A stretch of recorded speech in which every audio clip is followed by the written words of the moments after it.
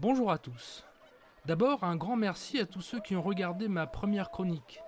Si vous avez aimé, voici la suite. Aujourd'hui, je vais vous parler d'un sujet important en ce moment, les courses. Que mangeaient nos ancêtres, où est-ce qu'ils faisaient leurs courses?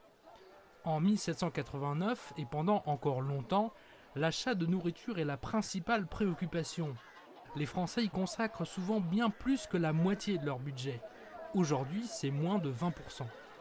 Et ce qu'ils mangent le plus, c'est le pain. Une famille modeste peut ne manger presque que ça, jusqu'à 1,5 kg par jour. Alors des boulangers, il y en a presque à tous les coins de rue. Paris en compte 1400, 4 fois plus en proportion qu'aujourd'hui. Les boulangers travaillent comme des bêtes, 16 heures par jour, toute l'année. Ils sont très surveillés, car de leurs produits dépend la survie de toute la population. Par exemple, ils ont l'obligation de vendre toutes leurs fournées pour éviter la spéculation. Mais le pain est si précieux que des revendeurs à la sauvette parcourent les rues. Des marchés clandestins se tiennent ici ou là. La tension arrive très vite sur les marchés où l'on vend aussi beaucoup de pain. Les consommateurs les plus pauvres marchandent, surtout en fin de journée quand il reste du stock. En cas de désaccord sur le prix, c'est la bagarre, ça tourne vite à l'émeute. 10 ans avant la Révolution, il y a eu la guerre des farines, alors qu'une mauvaise récolte avait fait flamber les prix. Louis XVI avait dû envoyer la troupe et faire pendre les meneurs pour rétablir l'ordre. Tout de même, nos ancêtres ne mangent pas que du pain, même si ça n'est pas forcément très varié.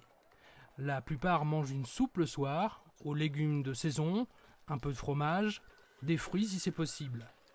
À part le lard, les abats ou le mouton, la viande est rare. De toute façon, elle se conserve mal. Le matin, l'usage du café s'est répandu. Pour faire leurs courses, pas de supermarché. Tout le monde va au marché. Il y en a plusieurs dizaines à Paris, et même un marché principal qui deviendra les Halles. C'est tout de même la deuxième ville la plus grande au monde, juste après Londres. Chaque matin, les paysans des environs amènent leurs produits en ville. Ils sont si nombreux que les voies d'accès sont embouteillées dès l'aube. Pour s'en sortir, les conducteurs se battent, à coups de bâton ou de fouet. Si vous voulez vous replonger dans l'époque, je vous propose pour finir une petite recette. Prenez de vieux croûtons de pain, plongez-les dans de l'eau fraîche ou dans du lait si vous en avez, ajoutez un peu de sel, mélangez et faites chauffer doucement. Au dernier moment, vous pouvez ajouter un peu de beurre s'il vous en reste bien sûr. Vous obtiendrez une agréable bouillie translucide, un peu gluante, qui ne sent pas grand-chose. Cette recette nous vient de Bretagne, du temps du bonnet phrygien. Ça s'appelle de la panade, réservée bien sûr au temps de crise. Merci de m'avoir écouté et à la semaine prochaine.